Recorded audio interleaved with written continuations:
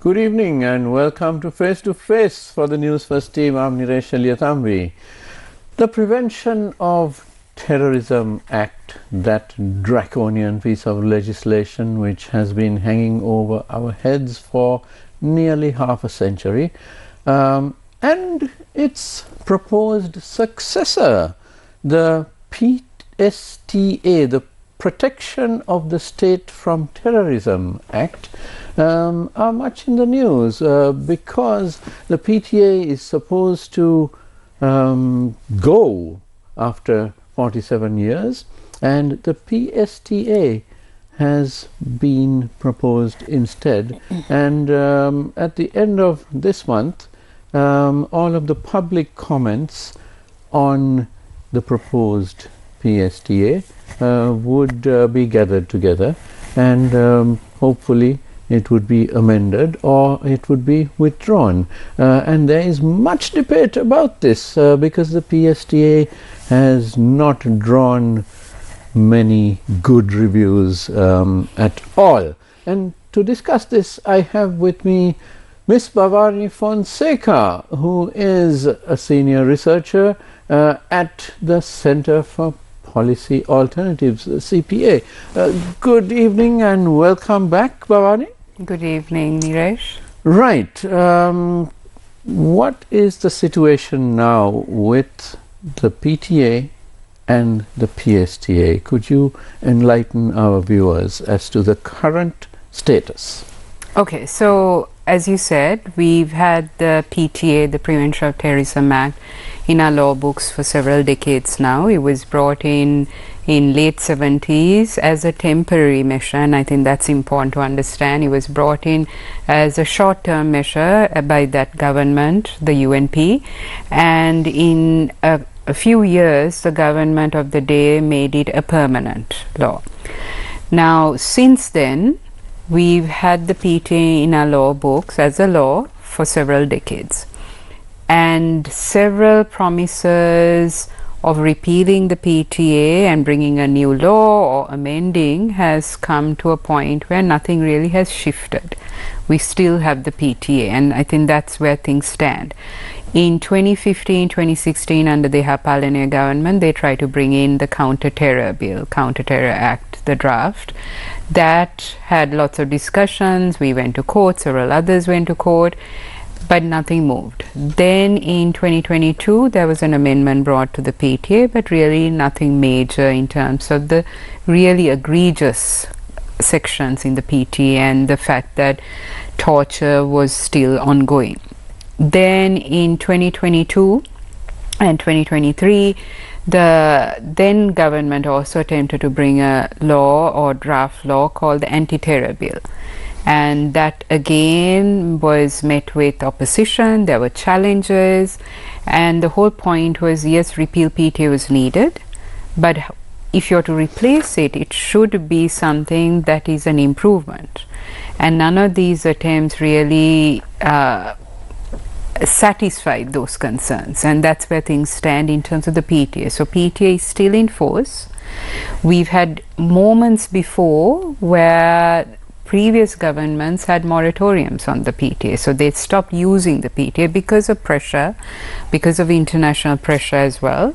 But under this government, since 2024, we've seen an increased number of arrest detention orders being used under the PTA, and we can go into some of the problematic areas of the PTA, but some problematic areas that are reflected in the present bill as well. But in a nutshell, Niresh, the point is the PTA has been there for several decades. It's continuously used. It's been used to weaponize, target particularly individuals, minorities, critics, and the culture it has created, this culture of impunity, normalizing certain acts that really raises concern, is of concern here. So I think when one is talking about a new law, a new reform process, these things need to be understood, the context in which the PTA came about and has now been normalized as a piece of law. Now, Bhavani, while you were speaking, I was thinking to myself, it is so strange that governments tend to weaponize laws. Laws are meant for governance, for the people to follow those laws and live by those laws. They are not particularly meant for governments to clamp down on the very people whom they are supposed to be serving. But in Sri Lanka this happens very often. The number of times that ministers of previous governments called me up and said, if you focus on this again, we will arrest you under PTA. I mean, it's mind-boggling. So it's the weaponization not only of the PTA but of so many other laws. And this is something that governments need to understand, that the law is not it's not a gun that they can hold to people's heads. And so I think that was the understanding in a way a few years ago. I mean, if you look at 2022, what happened with Daragalaya, I think the conversation then was really, do we need a PTA? And there's this island-wide opposition, because we saw protesters at that time being arrested, but a lot of people also reminded those who were then becoming vocal that PTA has been in the books and being used to weaponize target minorities for decades. So the arrest of 3 protesters during the Daragalaya may have come as news to some in the south, but it was used across the north and east and targeting media and others for many, many decades. We even had a journalist who was convicted under the PTA, Tissanagam, for doing his job as a journalist, writing a piece of news. So I think this kind of thing about what is the PTA meant to do needs to be questioned. You know, it was prevention of terrorism. It's supposed to seemingly address terrorism, not go after those who are critical or there's dissent or protesting. So in a way, I think it's very important to, ask this fundamental question: what is meant by terrorism in this day and age? And there is an international standard, there are definitions. Unfortunately, none of the drafts we've seen in the last couple of years capture that essence, because the language is so broad that it's, I think, come to an understanding here among particular sections of government that a terrorism law should be broad, should be vague, because that helps them in terms of what they want to do. But is it fundamentally protecting the citizen? That question I don't think is addressed by any of these drafts. So who does it serve is I think something to factor in. And the present draft, protection of the state, also begs the question, is this law to protect the state, or is it really meant to protect the citizen of this country?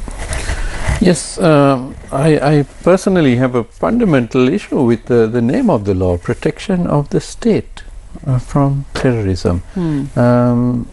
Is the state under any particular threat from terrorism that citizens are not under? Begs the question. So, I mean, the laws are supposed to protect everyone, not just this one or that one or the state. So the very name perhaps needs to be thought about. But also, we see very often, Bhavani, when any bill is made public, the intention of the bill is one thing, which sounds quite rational. And then when you read it, it's completely something else. You know, let's talk about the OSA, the Online Safety Act. When we first read it, it was very clear that the OSA, although it said it was to protect women and children online, it was very clear from you know, what had been written, that it would allow any government in power to stamp down on dissent. And actually what was finally passed was a watered down version, but that itself is draconian, and we have I think it's fairly unanimous that this doesn't work. The OSA doesn't work. It doesn't fulfill its obligations. I mean, are women and children protected? So I think that's a good point to think about in terms of this nature of bringing oppressive laws. And that's why it's important to understand also those attempts at reform, the justification used. So the OSA, I mean, we've had that conversation on this show and many others. It was actually justified on the basis of protecting women and children. What ended up was such a broad sweeping law with one provision, one section that addressed women and children. So really, from the purported objective to what ended up in the law books, there's a huge question. Now, OSA again was brought in around the time of the ATA, 2022, 2023, and there was this whole question of what are these laws trying to do? And there was this massive campaign then, and I think it's coming back in terms of questioning, why do we need oppressive laws? Why do we need laws that are targeting individuals, restricting their fundamental rights? And I think, again, taking a step back for the audience, it's important to understand our Constitution provides fundamental rights. There's a fundamental rights chapter in our Constitution. There are, of course, restrictions on those fundamental rights, but it's clearly articulated in the Constitution. Now, these laws are trying to further restrict, but the worry is, what is it, the big picture, what is it trying to do? And I fear this is different methods of setting in place a legal framework that could, maybe not right now, but used at a particular time to go after those who are critical, who are unpopular in terms of the eyes of the government of the day.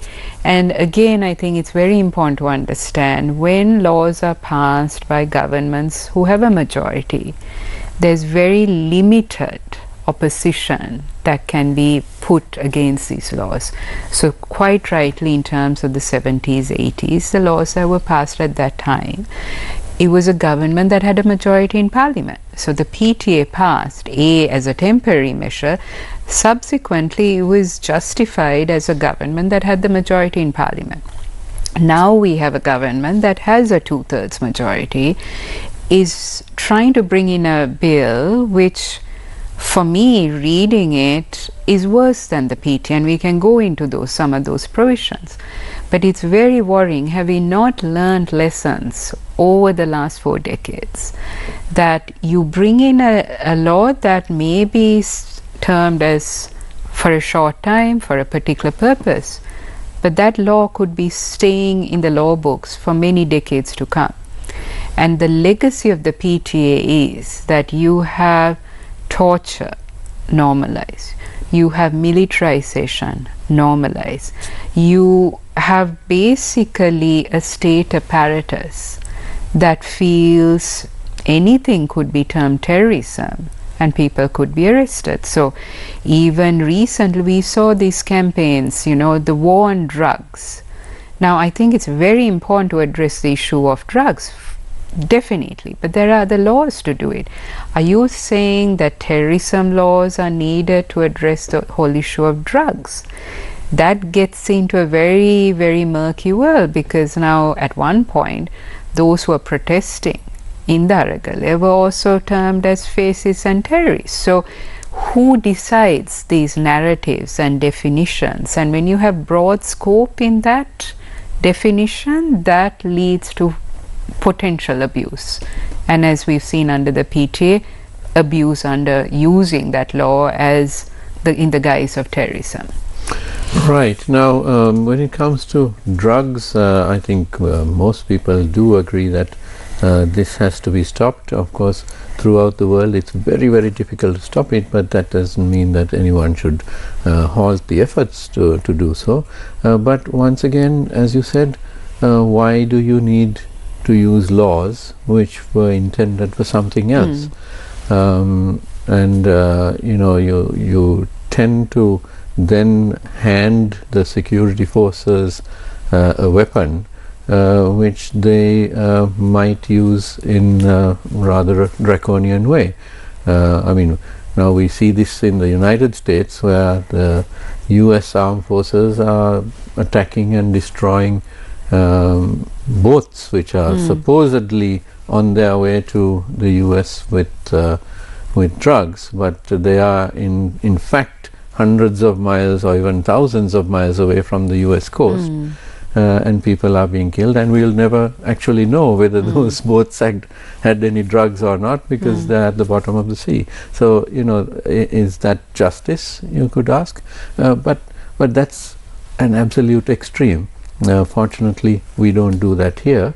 But we're handing this kind of law, which could be used, in these draconian ways.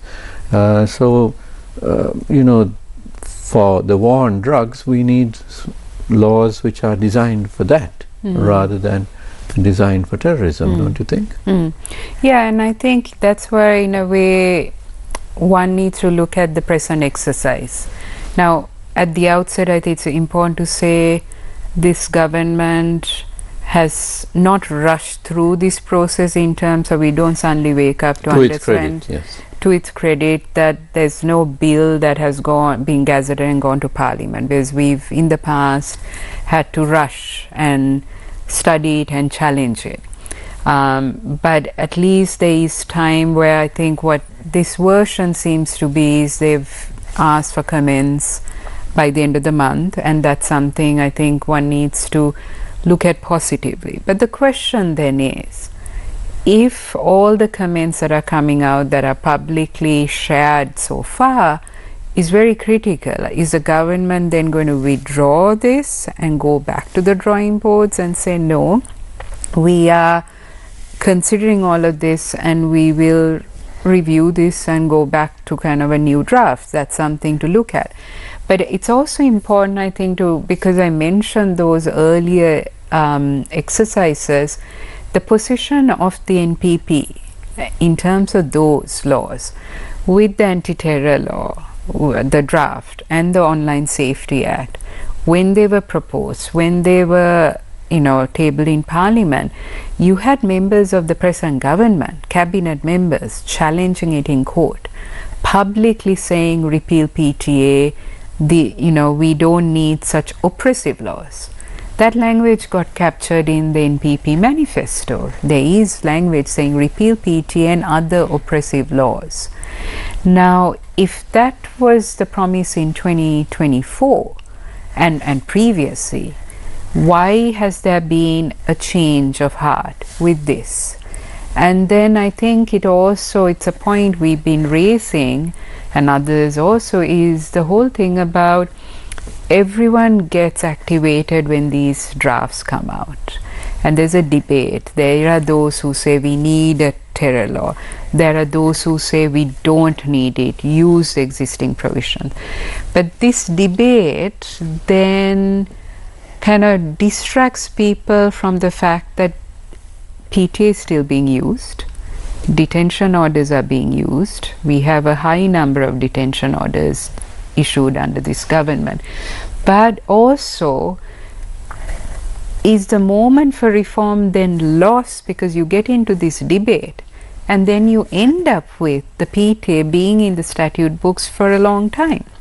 So like the CTA, the Counter-Terror Bill 2018-2019 exercise, there was a draft that was under deliberation. There were comments from various actors, and there were safeguards in the CTA that we are not seeing in this. For example, CTA, the period of detention was 2 weeks. 2 weeks, which is, I think, a major improvement compared to the PTA, which is 3 months, and the PSTA, which is 2 months.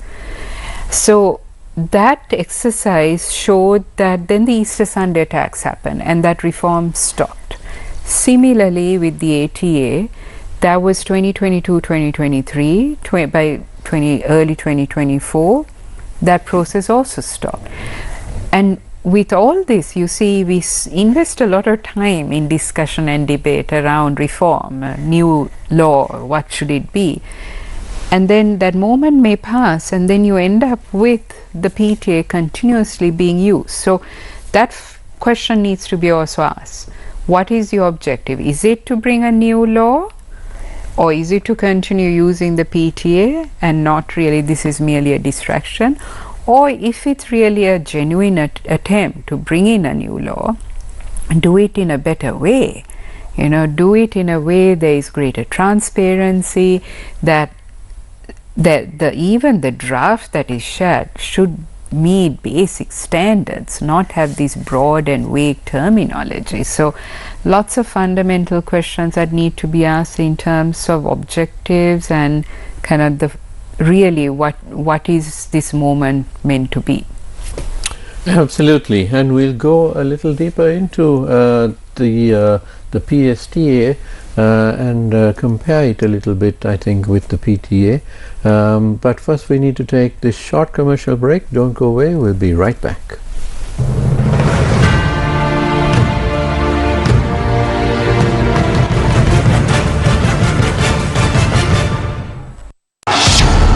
ආසියානු cricket අධිරාජ්‍යයේ අනාගත කිරුලේ උරුමය සහතික කරන මීළඟ ක්‍රීඩා ස්වාදය අනාගත cricket බලාපොරොත්තුවේ ආසියානු තරු සමග Under 19 Asia Cup Rising Star Women's 2026 පෙබරවාරි 13 වෙනිදා සිට TV1 තිරය www.sirisatv.lk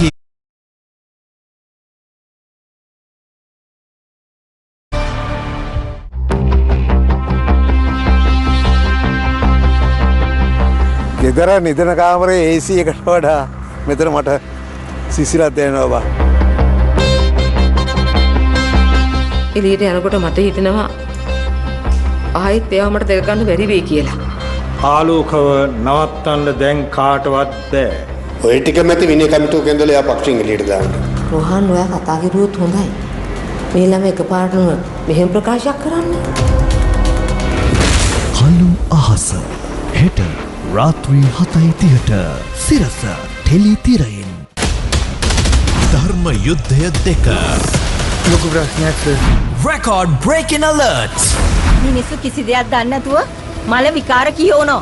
ඌ කරපු දේ බලන් ඉන්න බැරිම තැන තමයි අචිනි ඌට. ලාංකේය සිනමා ඉතිහාසයේ තිරගත වී අඩුම දින ගණනකින් වැඩිම ආදායම් වාර්තාව ධර්ම යුද්ධය 2 හිමි කරගනී. අප්පච්චි පොලිසිය මේ ආදරයට ස්තුතියි. පවුලේ හැමෝමත් එක්ක එන්න.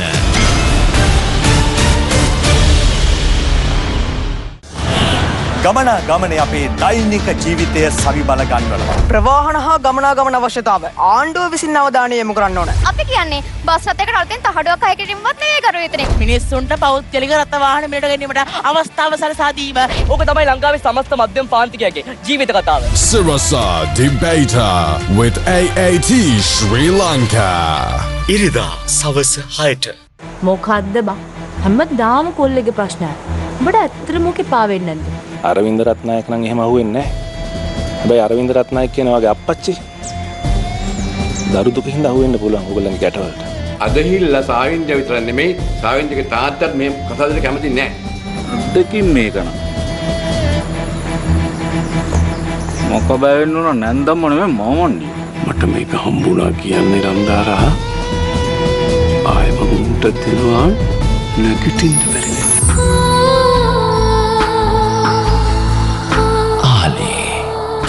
හෙට රාත්‍රී 8ට සිරස tele තිරයෙන්. There's never been a more important time to stay up to date and in the know. At Bondi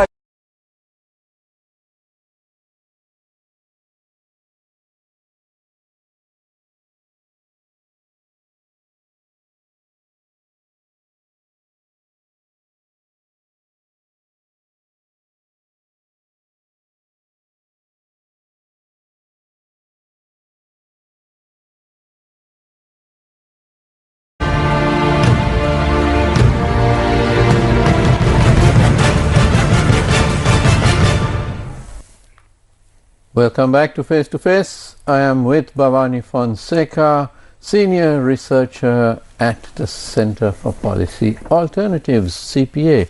And we are discussing primarily the Prevention of the State from Terrorism Act, PSTA. And we're going to go into some of the nitty-gritty details of it. But first, Bhavani, you mentioned the Easter Sunday attack and the manner in which that was used to justify the need for anti-terror laws. Now, many people refer to it, but the Easter Sunday attack, that is, but the fact is, the proven fact is that it was a failure of the state.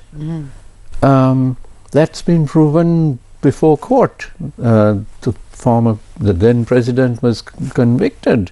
The then defense secretary was. There's a huge trail where intelligence has simply ignored, and these people, these terrorists, could have been picked up under the normal law because what they were doing was clearly well known according to what was said in court. So you didn't need a PTA to have prevented it. You could have had a PTA or 100 PTAs and still the state, since it refused to act, allowed this to happen, or actors within the state. That's very clear. It's common sense. So the fact that the Easter Sunday attacks are very often looked at to sort of say, well, what if that happens again? But the fact is that, that's not the greatest example. Now, let's look at the PSTA. What are the particular aspects which are objectionable here? So I think on the PSTA, there's several areas, and I'll come back to this point about, do we need a broad sweeping law that provides such broad powers for investigation, arrests, and that's something in terms of the provided clauses we'll go into. But I think broadly with the PSTA, which people need to understand is the definition of terrorism, and that's so broad that raises alarm, and I'll go into that. The other one is the powers to arrest and detain individuals, which we are seeing under the PTA, and that needs to be gone into because PTA, the way it's being used, is problematic. PSTA provides not just the police, but also the military and the Coast Guard similar powers of arrest, of search, of detention.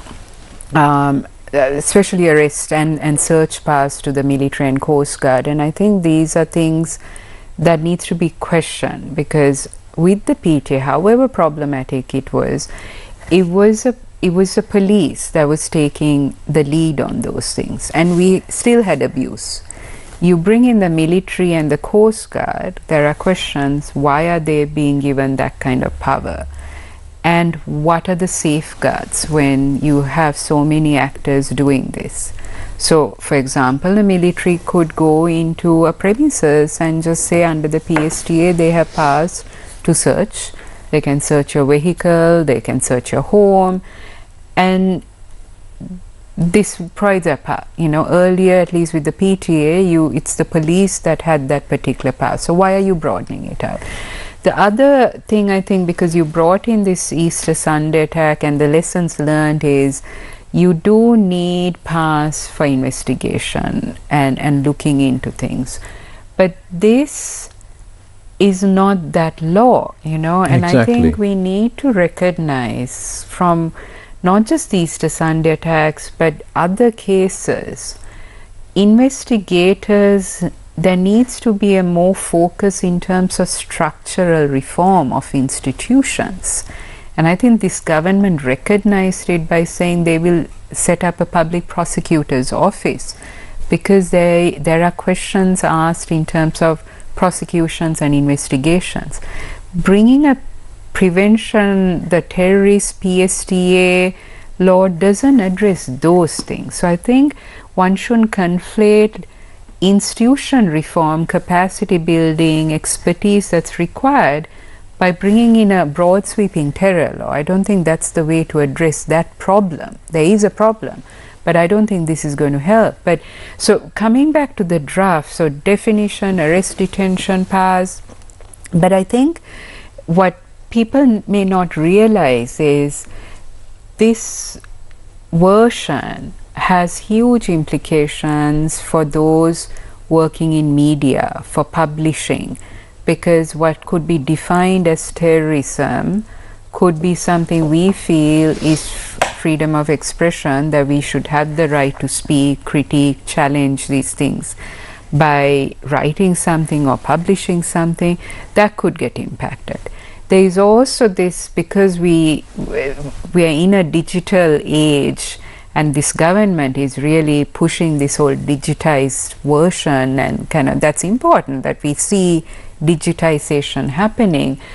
But there are provisions in this bill that could impact your phone. The data protected or saved in your phone, that could be impacted by a particular provision in this bill.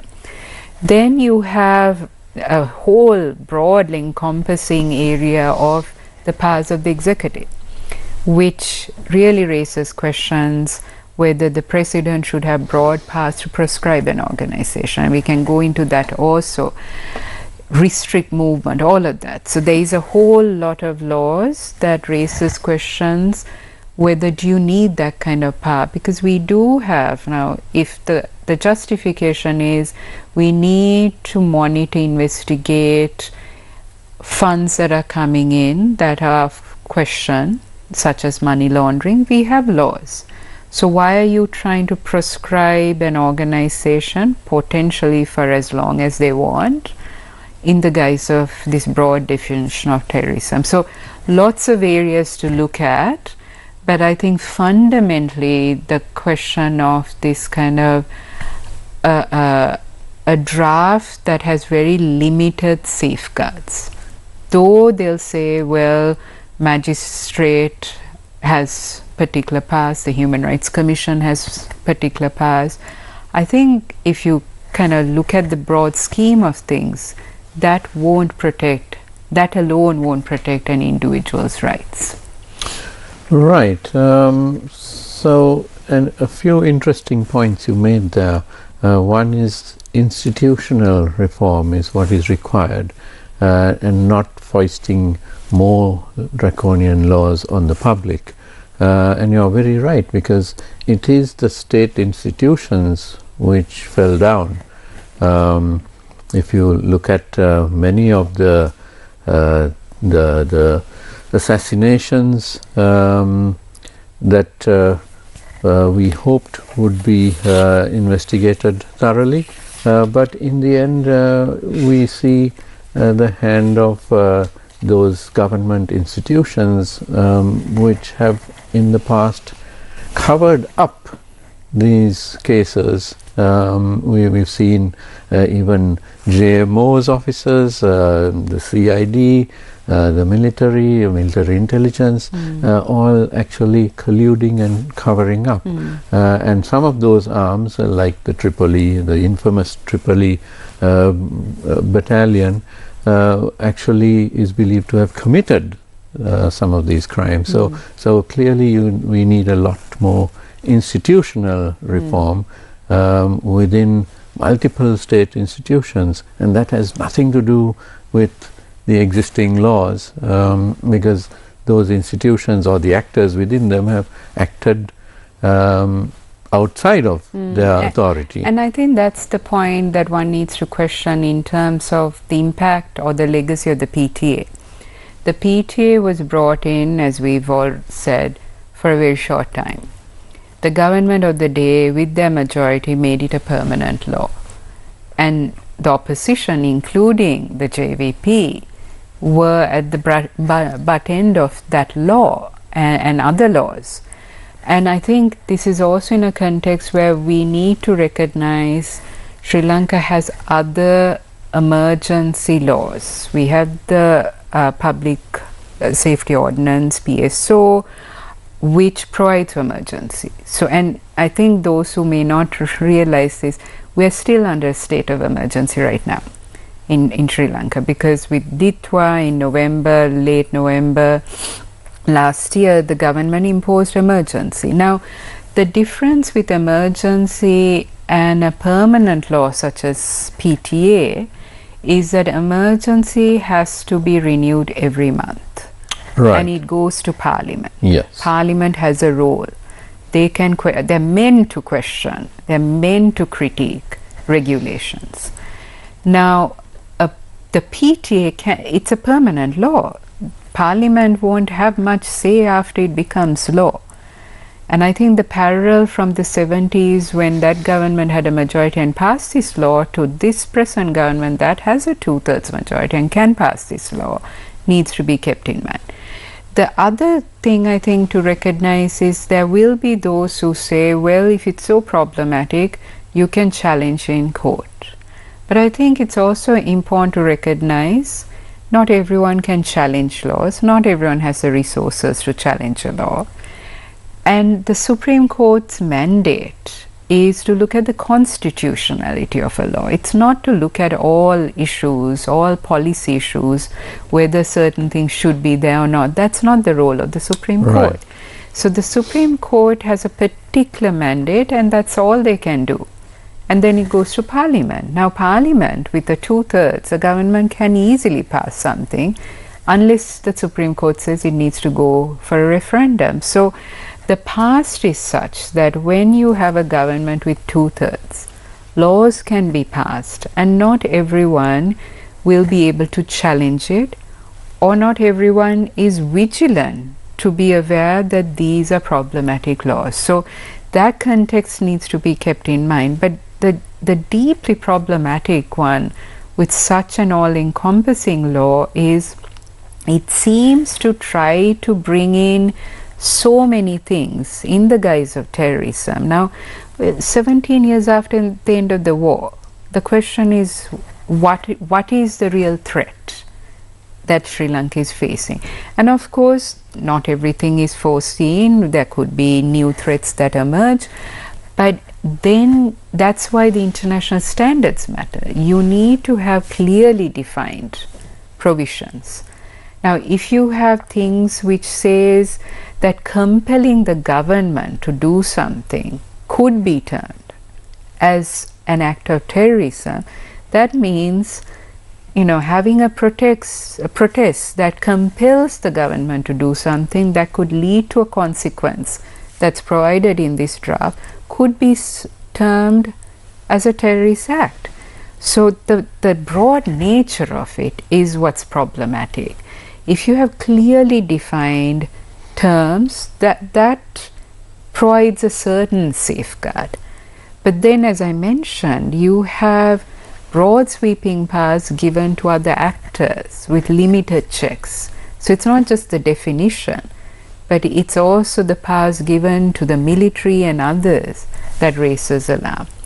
But, I also want to say, because we are in a media house, we've in the past seen media who's been critical, vocal, challenged and attacked and targeted. This bill or this version, if this becomes law, MTV, others who raise difficult, uncomfortable questions could be in the butt Which end. we have a habit of doing. Which you have a habit. So I think it's good you're having this show, but I think if you look at the prescription powers that an organization that maybe raises difficult questions could be prescribed by the president. Doesn't need many grounds to do it. But it's not just the institution.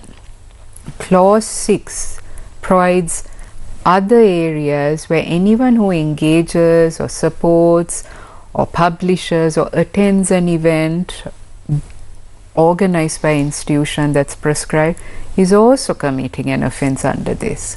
So it's not just the institution. I won't be able to come on your shows because I'll be termed a terrorist. because they'll say this is in violation of this PSTA. I'm not sure whether you'll be representing us or we'll be representing you. I don't know. We may never know if something like this passes. But that's the worry, Niresh, is that there's a lot of things that raises alarm as to whether really is this on the basis of terrorism or something else. And the title in itself, protection of the state. It's not the protection of the citizen. And I think with these evolving issues that gives us greater access to information, such as social media, such as our phones, all of that also could be curtailed, because there are provisions in this that says your phone can be checked, the data that is saved on the phone can be checked, other instruments that may have data could be checked. And so, it could be a very innocent thing. You save photographs, you save emails, and if it's an email or message from an organization, that could be proscribed. Someone could say, well, you are colluding, you are supporting terrorism. That's the problem with something as broad sweeping as that is. That could capture a lot of people in this web, and those who are very innocent in not knowing what's going on. Absolutely. In fact, you mentioned the journalist Tissanagam, who was one of my colleagues 35 years ago, and had anyone checked my phone, they might have found calls or messages from him. So, what does that make me? And he was convicted, as you said, under PTA, quite wrongfully, but it did happen. So yes, so that the sort of the broad sweeping nature of this this proposed bill is very troublesome, isn't it? And when I first read this, and I have read this several times now, I had initially a feeling of déjà vu. It was so much like the PTA, reading the PTA, but then as I delved deeper into it, it seemed more like a buffet table, because everything seemed to be in it. Yeah, and that's my worry, is that we critique the PTA as a bad law. We've been calling for the repeal of the PTA for eons, and many others for much longer. Now the PSTA, in my opinion, is much worse. So even before it goes to Parliament, there is enough criticism, I think, that hopefully the government takes note of. Because at the end of the day, that's what I keep saying, is this is a government that was opposing with us, standing with us, challenging other laws, from the CTA to the ATA to the OSA. Their campaign promise was repeal PTA and oppressive laws. But under this government, what we've seen is the use of the PTA, unlike any other in recent years, but draft versions of a potential law that's coming out that's deeply alarming, when we really should have the conversation of greater space for dissent, respect for human rights, strengthening institutions. But I think going back to another promise this government made is, they said abolishing the executive presidency. They came on a platform and said, this office is all powerful, we don't need such an office. That's going to happen. That's in our manifesto. Now this law is strengthening the executive presidency, because it gives broader powers to this office that they're meant to abolish. So a fundamental question is, who is driving these laws? Are the drafters having another purpose to it? Because are they even part of the NPP? I don't know. I mean, it's a question hopefully you can ask the government and call them for an interview. But because this is more like the type of draft we'd have seen from previous governments. Yeah, and so from repealing PTA and oppressive laws to bring in PSTA, very extreme positions, abolishing the executive presidency to potentially broadly strengthening that office, where one individual with no checks will be able to decide prescribing an institution, organization, potentially criminalizing individuals who work with such institutions or supports or sympathizes with such institutions, when the whole objective is democratization. This system change is meant to bring in something new, something that resonates with the demands of recent years, that shouldn't be entrenching militarization, entrenching impunity, entrenching this kind of a deep state surveillance. That's what I see this, at least on the face of it, trying to do. So I know there was a committee that drafted this, and from what publicly available, the Ministry of Justice has now made this public, but I would urge the government, the Ministry of Justice and others who are involved in this to really re-look at this, considering our own past, but their own positions, because this is not what people voted the NPP into office. Absolutely. And another point which troubles me is the militarization.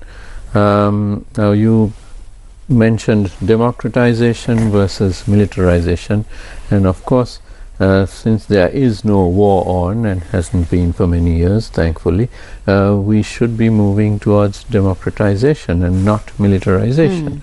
But if you have this bill passed, it will allow the military to walk into people's houses, and that's something that we've always known and respected, the position that the military has no business doing that.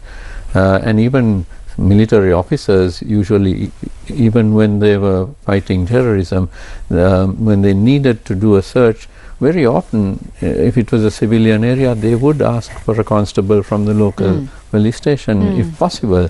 So that kind of thing was there, because in a house you have women, you have elderly people, you have children, and soldiers are simply not trained to take care of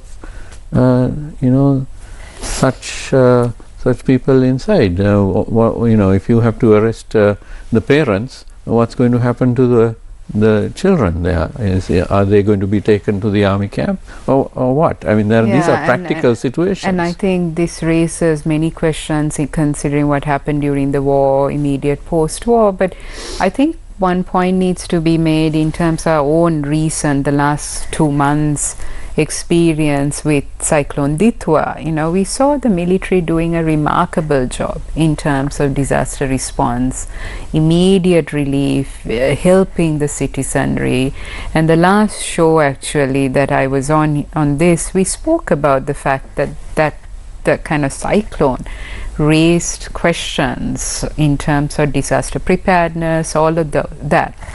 But that's a disaster setting. That's an exceptional situation where the military and others, everyone, played their role in this kind of extreme situation. That should not be normalized by piece of law like this and say, well, the military is going to be given all these broad powers. I think in terms of law and order, the police have a particular duty, a particular role. That needs to be what needs to be focused in terms of searching, arrest, detention. Now, a law in itself is not going to address that problem. As we said, there has to be institutional reform and assistance, all of that. But bringing in the military is not going to answer or address those problems. So, I think that's the whole question we need to ask is, why are particular aspects brought in at this moment? Why is certain terminology used at this moment? What is this trying to do? Whose hand is it trying to strengthen? And for what purpose? Because that is not, I think, what system change meant, or that's not what system change means to me. System change means greater political accountability, checks and balances, democratization, respect for human rights, fundamental freedoms, all of that. That is not being done through this version of what is being proposed. Right, and I'm afraid we're almost out of time. So, final verdict from you, PSTA. Well, I think the clear call is repeal PTA, withdraw the PSTA, no to oppressive laws. This is a slogan that many are now using to say this kind of moving forward, one needs to rethink what does terrorism means, what does democracy mean, what do checks and balances mean, but what is the role, responsibility of the citizen? We can point fingers at the government saying you didn't do this, you didn't do that, but it's also important for the citizen to ask these questions, because your rights can be hugely impacted, significantly impacted if something like this passes. Right, and I'm afraid we're out of time. My thanks to Bhavani Fonseka, Senior Researcher at the Center for Policy Alternatives, CPA. Thank you very much for being with me this evening. Thank you, Niresh. And thank you to you at home for watching. Don't go away because the news is coming up next. Have a great evening.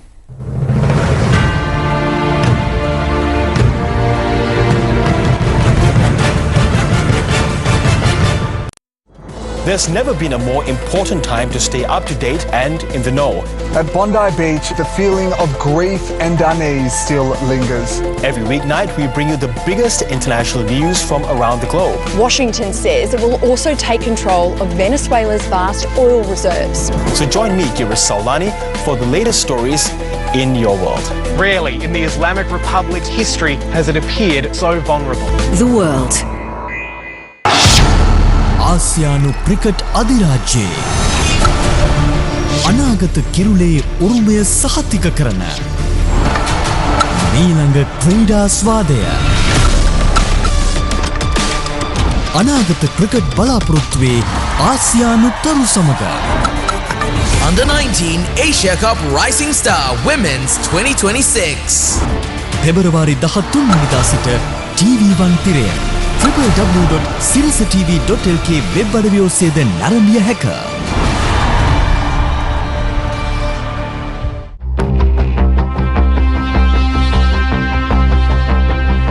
ගෙදර නිදන කාමරේ AC එකට වඩා මෙතන මට සිසිලක් දැනෙනවා බා.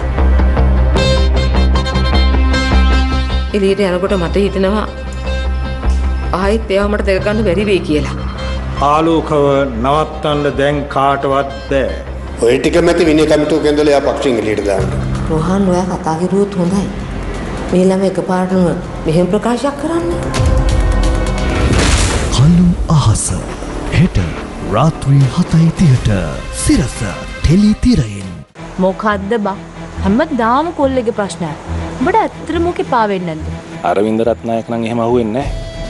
හැබැයි අරවින්ද රත්නායක කියන වගේ අප්පච්චි දරු දුක හින්දා අහුවෙන්න පුළුවන් ඕගොල්ලන්ගේ ගැටවලට. අදහිල්ලා සාවින්ද විතර නෙමෙයි සාවින්දගේ තාත්තත් මේ කතාවේදී කැමති නැහැ. දෙකින් මේක නම් මොක බැවෙන්න උන නැන්දම්ම නෙමෙයි මමන්නේ. මට මේක හම්බුණා කියන්නේ රන්දාරා. ආයෙ මම උන්ට දෙනවා නැගිටින්න බැරි නෑ. ආලේ හෙට රාත්‍රී 8ට සිරස ටෙලිතිරයෙන් ධර්ම යුද්ධය 2 ලොකු ප්‍රශ්නයක් record breaking alert මිනිස්සු කිසි දෙයක් දන්නේ නැතුව මල විකාර කියවනවා. ඌ කරපු දේ බලන් ඉන්න බැරිම තැන තමයි අචිනි ඌට. ලාංකේය සිනමා ඉතිහාසයේ තිරගත වී අඩුම දින ගණනකින් වැඩිම ආදායම් වාර්තාව